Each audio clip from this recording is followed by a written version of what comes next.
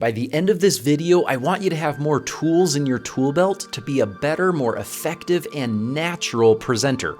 Now, we're covering a lot. We've got 30 tips plus 2 bonus tips at the end, one for introverts and one for extroverts. But I don't want you to write down and focus on every one of these all at once. Choose 2 or 3 of them, focus on those tips over the next several presentations that you give.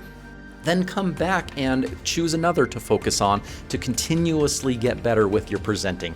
Here we go, buckle up. If you get asked a question in your presentation that you don't know the answer to, don't sidestep it, don't give a political answer, just fess up, be humble, and say something like, hey, great question, I love that. I don't know the answer, but I am curious, I want to find out. Let me take this offline, find out the answer, and I will get back to you in whatever means is feasible for that scenario. Do not ever start your presentation with the cliche, overused, hey, how's everyone doing tonight? I can't hear you. Let's try that again. That is so cringy. Just stay clear away from it. Never try it. Match the level of your enthusiasm and outward passion to your material and to the audience. Don't go bouncing in there with a ton of energy to a room full of melancholy and dry professors. At the same time, don't be dry and almost apathetic about your material to a room of sports players who need some enthusiasm and motivation to go back out there at halftime. So align your passion with the message and the audience.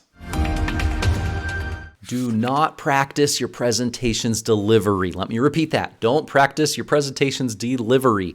Get the content down, the material, your slide deck if you're using one. All of that should be thoroughly prepared, but don't practice the delivery itself. The more you do, the more robotic and mechanical you will come across in the actual delivery of your presentation. You've got to connect with your audience's minds, that logos part of giving presentations. Do this through using authoritative facts and data, but especially by connecting your main points with logical connections that are simple and easy to understand, that make sense to your audience. Don't spout off on random stories and random facts and figures. Just give it to them clearly, succinctly, with logical connections between those main points. Be yourself. Don't try to fit the expected mold of trying to be as energetic and outwardly passionate and extroverted and outgoing and dynamic and engaging and all of those things that are expected of us. If you are more quiet and on the peaceful side, that's okay. Just give a presentation in a way that suits you and that highlights your natural strengths that you have to offer to your audience. Drop the ego. If you're being a little arrogant or haughty with your audience, they will immediately pick up on that, whether they realize it or not, and they will disconnect from you so fast. So just stay humble and remember that you're there to provide them a service, to share whatever knowledge, information, facts, figures that you have to your audience. Stay away from acting during your presentation. You may have heard before to present like you're acting on a stage. Not so. The very definition and the nature of acting is trying to be like someone else. And if you do that, you're disconnecting from your audience immediately and sacrificing your own natural talents and abilities and what you have to offer to your audience. So no acting. Stories can be very effective means of connecting with your audience and conveying your message, especially analogies and strong metaphors, but they've got to be used properly. Don't just randomly share a story that makes you seem awesome and try to loosely connect it to your material, to the message, to your content. You've got to share a story that aligns perfectly with that message and fits naturally so that it's conveying to your audience that it's bolstering and strengthening your argument. Do not overlook the logistics of your presentation. I made a major mistake at a conference recently. I was supposed to give a presentation at a certain time. I showed up 10 minutes late. I thought it was supposed to be the next day, and I was huffing and puffing, out of breath, trying to throw all my stuff together to get prepared, and I immediately lost that credibility, that ethos with my audience. So just make sure that you know where you're supposed to be and when.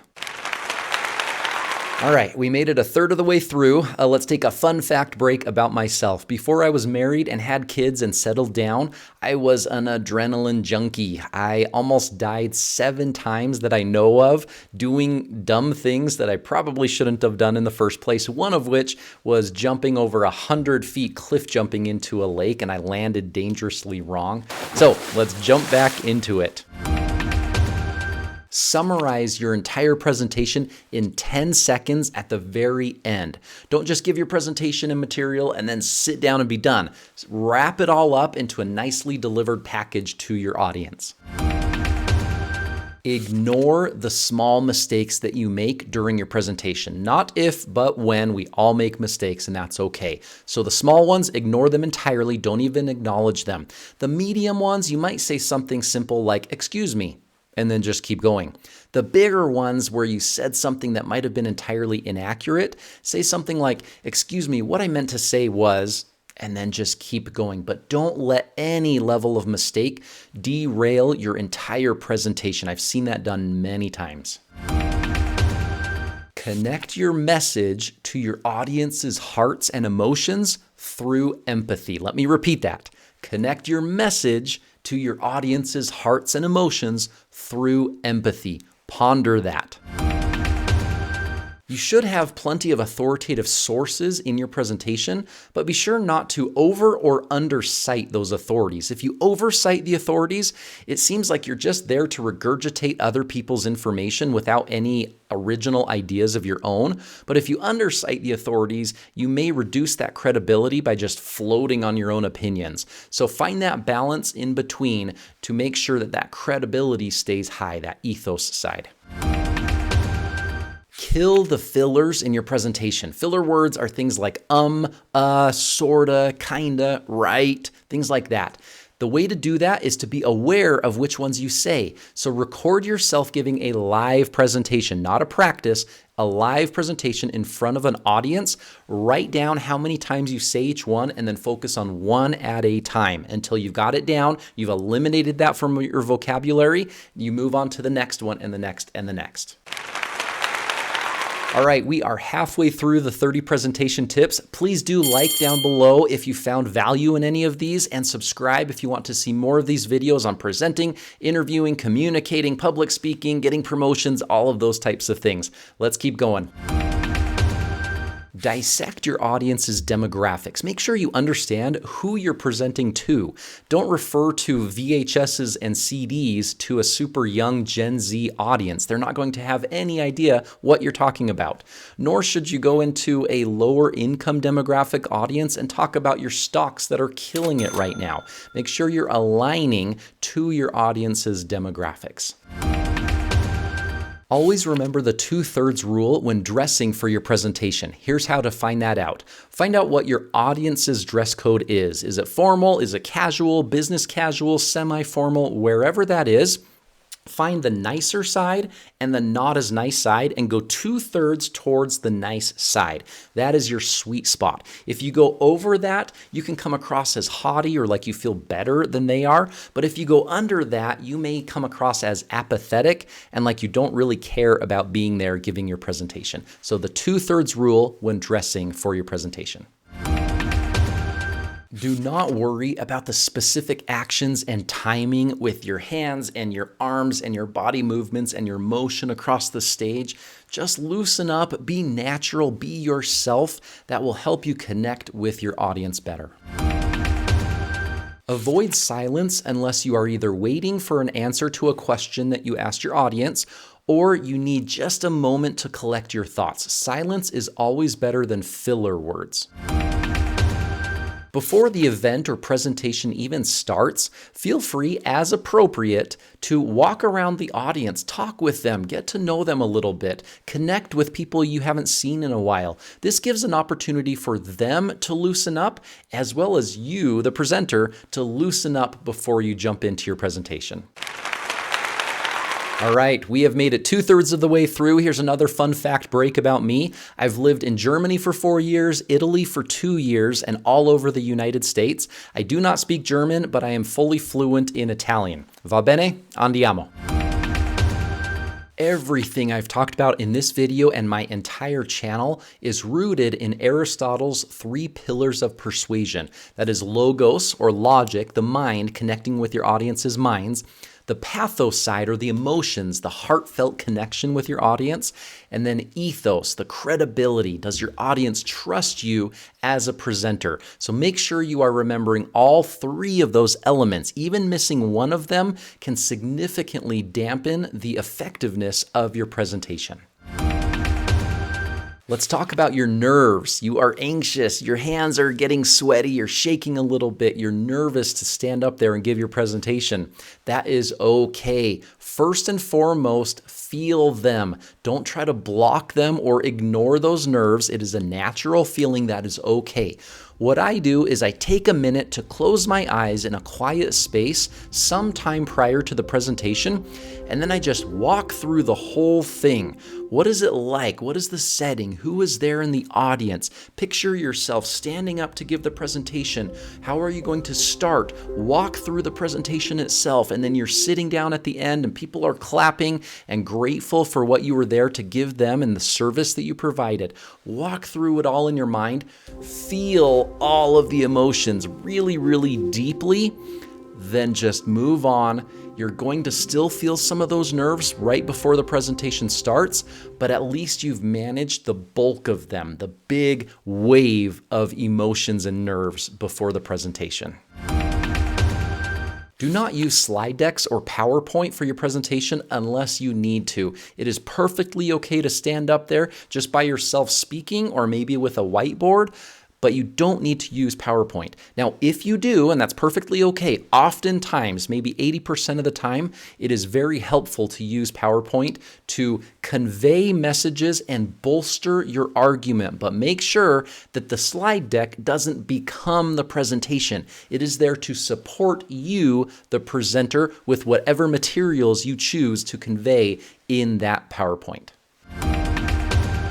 Connecting with your audience has to start with putting yourself in their shoes. Similar but different to understanding their demographics, you need to understand even deeper than that. What makes them tick? What are their hopes and their fears, their dreams, their needs?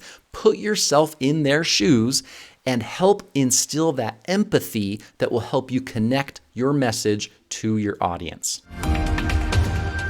Be aware of your audience's presentation fatigue. That fatigue doesn't just settle in with the presenter after giving a long presentation. The audience feels it too. So make sure you're finding a balance between the length of your presentation, the depth, the breadth, the heaviness.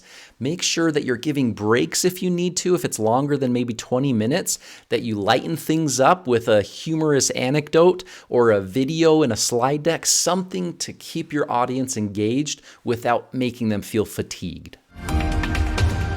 Pay attention to the live, unsolicited feedback that you get from your audience during your presentation. Are they sitting forward and engaging with you and smiling and nodding as you talk?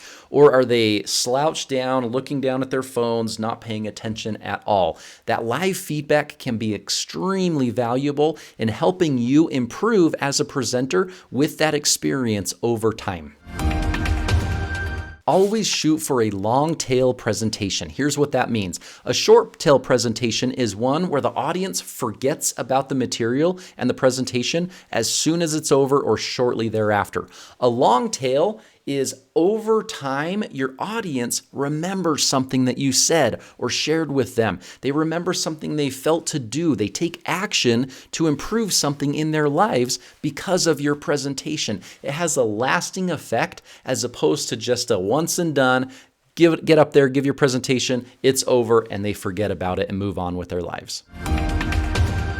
Never tell jokes during your presentation, especially at the beginning. Humorous anecdotes are great. Humorous experiences are great. They help to lighten up the audience and help them feel more comfortable. But don't prepare and deliver pre-canned jokes. It often falls flat. You might get some pity chuckles, but stay away from them altogether. Your audience will care about your material as much as you do. So you don't want to come across as completely apathetic, like you do not care about anything you're talking about, because they won't care either. But you also don't want to go crazy extreme in energy levels if you're just giving a run-of-the-mill project status report that no one really cares about but is necessary. So make sure you're aligning the level of your energy in your presentation with what you are conveying to your audience. Every presentation you ever give should have an end goal in mind. Is it to inform, to teach, to motivate, to encourage your audience to do something, to buy something, to sell something? Whatever it is, keep the goal in mind at the forefront of your mind as you're preparing your presentation, and then in the back of your mind as you're giving your presentation. Make sure everything you are conveying leads back to what that end goal is for your presentation. My first bonus tip is to you extroverts who are naturally more dynamic and engaging and passionate and enthusiastic and energetic on stage when you're giving a presentation. First of all, you be you. Own it. Own the stage. Be that person that suits who you are. But my tip is to make sure that you remember your audience. You may not always have similar styles in the audience. There may be some introverts. There may be people who are more quiet. That type of enthusiasm can sometimes make them feel a little bit awkward or uncomfortable and maybe even be off-putting to them. So just be aware of your audience. My second bonus tip is to you introverts. Please do not feel like you need to fit the standard accepted mold of what a good presentation is, to be as dynamic and outgoing and passionate as you possibly can be. It is okay to be you and to be natural and to just give a solid, more quiet, less enthusiastic presentation. You will connect better with your audience every time by staying true to yourself and being genuine and authentic than when you would try to force yourself to be someone else and be like someone else. So you be you. And for those of you more introverted, take a look at this video on tips of how to present in your own style, in your own way, staying true to yourself. We made it to the end. Congratulations. Again, I'd love a like and a subscribe if you want to see more. And I would love to hear from you of things that I missed. What other tips? If someone were to ask you, what are your top 3 tips you would give to be a good presenter or a better presenter? What would you say? I would love to hear your feedback, especially if you disagree with any of this. Please do let me know. You've got this.